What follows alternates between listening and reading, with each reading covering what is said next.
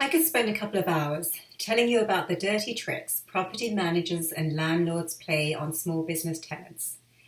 I remember one of my employees telling me about her previous boss, and that when it came time to renegotiate the lease with the landlord, she would joke about wearing her miniskirt and boots. It sounded funny at the time, but when it comes down to it, the power that landlords and property managers have over small business owners is crippling.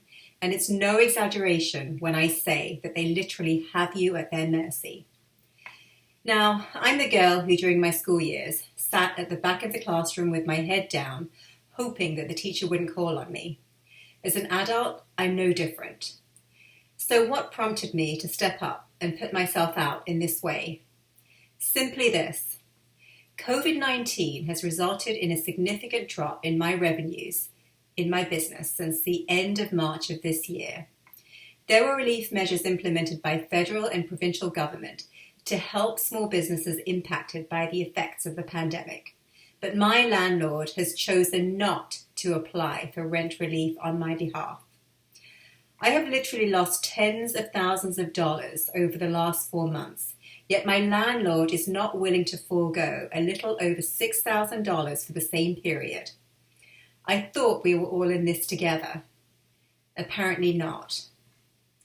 At first, I thought I would give you my name and tell you the details of my business, but then I realized that it doesn't matter who I am, because I am simply one of many thousands of small business owners across this country who is suffering at the mercy of greedy landlords and ruthless management companies.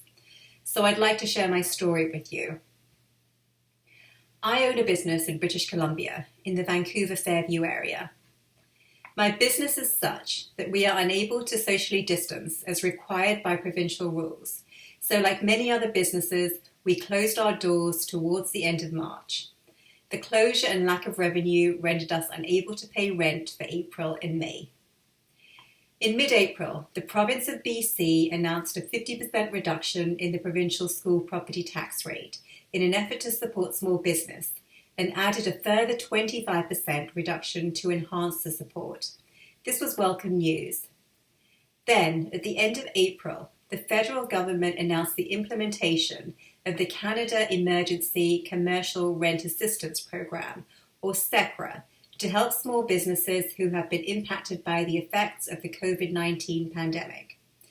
Both support measures were a welcome relief, as commercial rent is my largest fixed cost, and with closure, payment was not possible.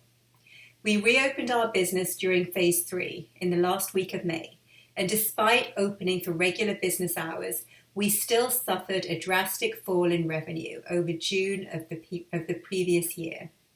Now in July, the situation is the same. On June the 6th, I received an information package from my management company listing out the necessary documentation in order to apply for CECRA.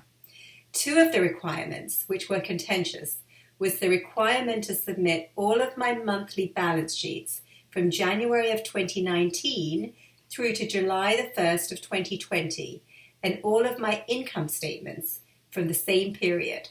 That's January 2019 to July the 1st of 2020.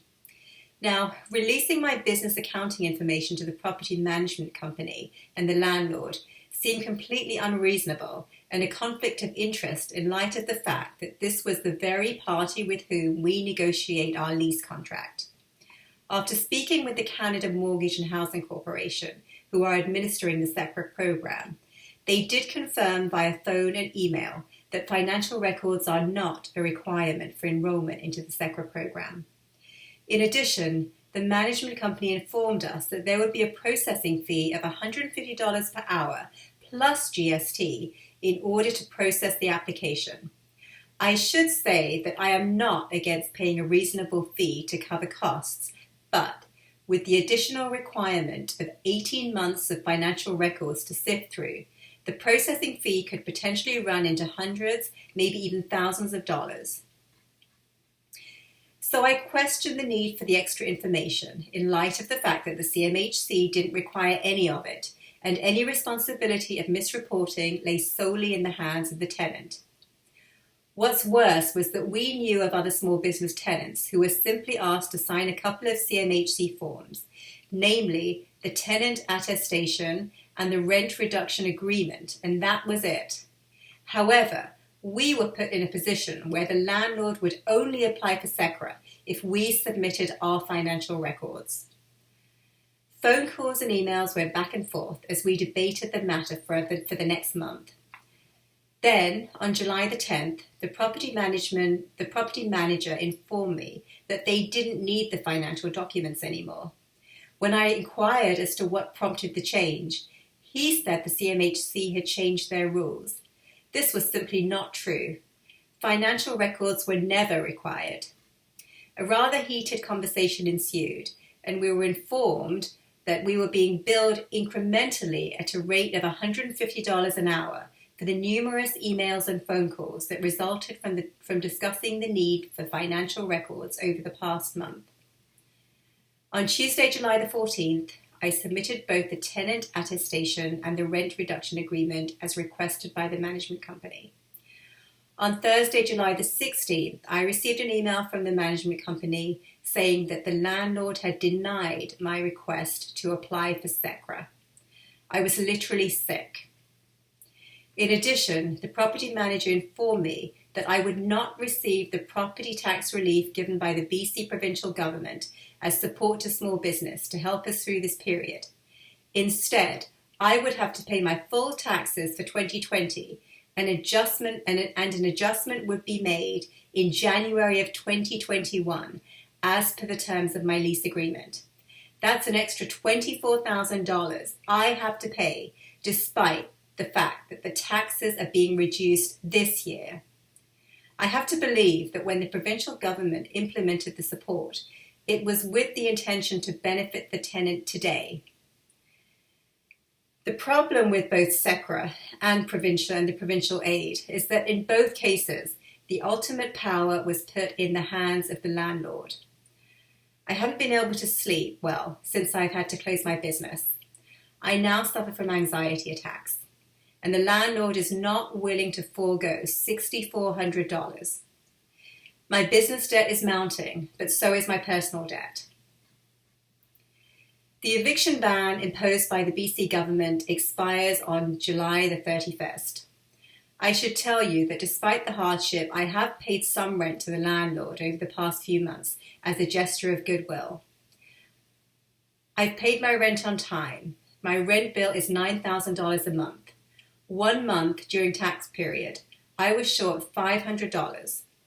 I informed the management company of the shortfall and that I would pay this balance within a few months. However, the bailiff showed up on my doorstep, ready to seize my property. So if this is how I am treated for $500, I have no doubt that come August the 1st, the landlord will enter my property, seize assets, and change the locks. Before finding out about the landlord's refusal to apply for CECRA, I had some hope. I have been writing letters every week to Justin Trudeau, Bill Morneau, to John Horgan, Carol James, to opposition critics at both federal and provincial levels, to reporters, to anyone I thought who would listen. But really, with the programs being voluntary, it now feels so useless. I don't know what to do anymore, but I do know that the way I am being treated is wrong. I am a small business owner. I work hard, I contribute to Canada's GDP, and I create employment. I pay all kinds of tax. I pay business tax. I pay EI. I pay CPP for my employees. Hell, I pay commercial property tax on my physical property as well as the tax on air, but that's another story altogether. But despite these contributions, I have no protection against my greedy landlord and ruthless management company, and I have no legal recourse as the program is voluntary on the part of the landlord. The truth is that I can't give you my name or tell you the name of my business in fear of retribution from the landlord. If I mention their name, they will probably sue me, and I don't have access to funds to pay expensive legal fees. So here I am powerless too. But I have a voice and I can tell you my story.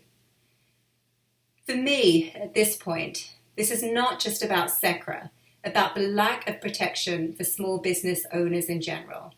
and the fact that landlords and management companies are allowed to behave this way is wrong. It's now 2:30 in the morning on Thursday night. I got home from work but felt so sick to my stomach that I couldn't eat dinner. It's Taco Thursday, my kids' favorite night of the week. I came home and got on my computer and came up with this idea. I wrote my script and planned to wear something nice and record this tomorrow. But I can't sleep, and this can't wait. I don't know if anyone will even see this video, but I needed to do something to get my voice heard. If anyone is listening, any small business owners out there, this is no real consolation, but we are all in this together. Maybe some of you have compassionate landlords that have been helpful, but for many of you, I'm sure your stories are just as difficult. I don't know how we induce change, but the fact that many of us won't survive this, despite the fact that relief measures are in place, is a clear indication that things must change.